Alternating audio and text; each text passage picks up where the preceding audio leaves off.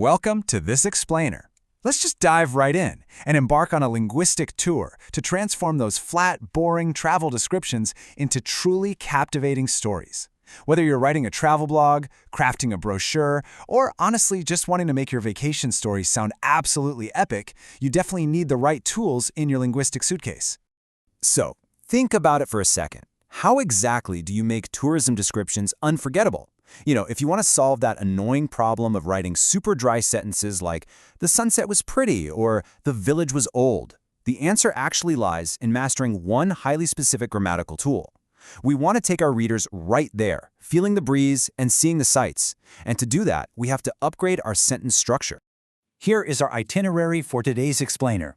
We'll start with the travel writer's secret, figure out how to build the phrase, review the placement and punctuation rules, cover the 3 essential functions, compare gerunds versus participial phrases, and finally, we'll practice painting pictures with words. Stop number 1, the travel writer's secret. We are discovering the core ingredients of vivid descriptions. So what is the big secret? Well, it's the participial phrase. Basically, think of this as a super-powered adjective that just paints an incredibly vivid picture for your reader. Instead of a single, lonely word describing a noun, you get an entire action-packed phrase. It lets you layer details beautifully without creating those clunky, run-on sentences we all dread. It's literally the absolute cornerstone of professional travel writing. Now, before we can actually build a full phrase, we need to pack our basic ingredients. Participles basically come in 3 distinct flavors. You've got your present participle, ending in ing, like walking or exploring. Then you have the past participle, usually ending in ed, but sometimes irregular, like walked or seen. And finally, the sophisticated perfect participle, which is formed with having plus a past participle, like having visited. Take a listen to this sentence. Having visited the local market, they were eager to try regional dishes. What's really fascinating here is how beautifully that perfect participle sets the scene before the main action even kicks off. The phrase establishes the sequence and builds anticipation effortlessly.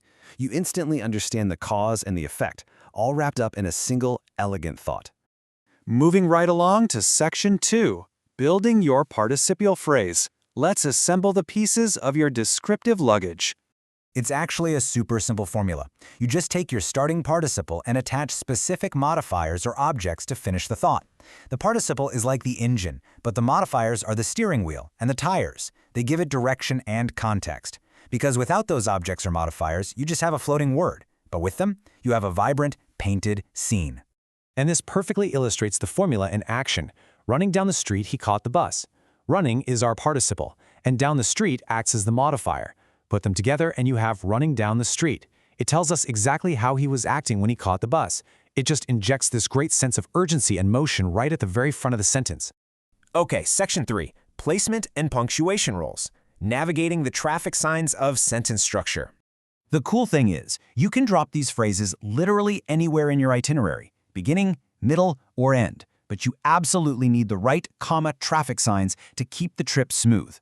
If you put the phrase in the initial position, right at the start, you always follow it with a comma, like planning to visit the landmarks, pause, comma. But if you drop it in the middle or at the end, the rules change based on whether the information is essential or non-essential.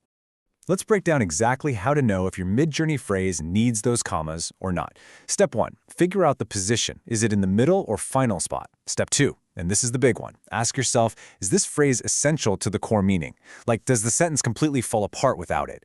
If it's just extra atmospheric bonus information, you frame it with commas. If you absolutely need it to identify the noun, you use 0 commas. It's a quick checklist that'll honestly save you from total grammatical chaos. On to section 4. The 3 essential functions. Let's see what these phrases actually do once they arrive.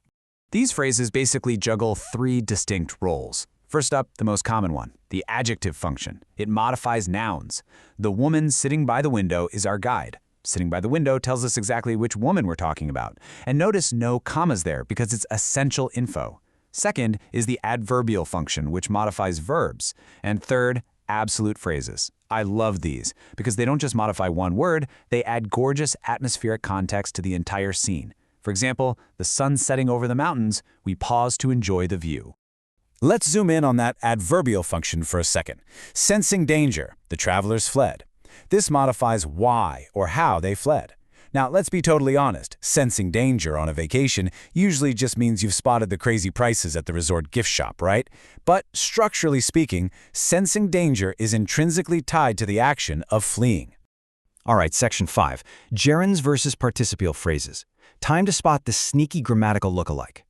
Check out the stark contrast between these two examples. Both use the exact same ing phrase, exploring ruins. But listen to the first one. Exploring ruins can be tiring. Here, the phrase itself is a gerund. It acts as a noun. It's the main subject doing the tiring. Now listen to the second one. The tourists, exploring ruins, felt amazed.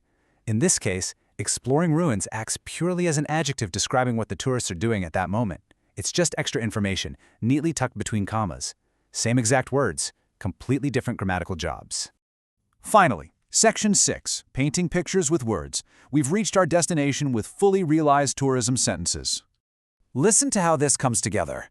Welcoming guests with a smile, the receptionist created a great impression. Do you see how that initial phrase instantly paints a warm, welcoming picture in your mind before we even meet the receptionist? It establishes the mood right out of the gate. And remember our rule from earlier? Initial position gets a comma right after the phrase. It's just perfect execution. And here is another really brilliant application. The museum, visited by thousands annually, showcases artifacts. By tucking that past participle phrase right into the middle as non-essential bonus info, set off by commas, you subtly drop in a powerful credential for the museum, and you do it without interrupting the flow of the main sentence. It's just incredibly efficient writing.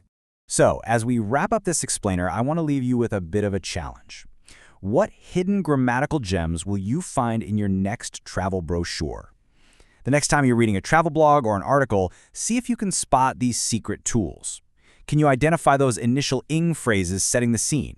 Master these and your own writing is absolutely going to become unforgettable. Thanks so much for joining me on this linguistic journey, and keep exploring.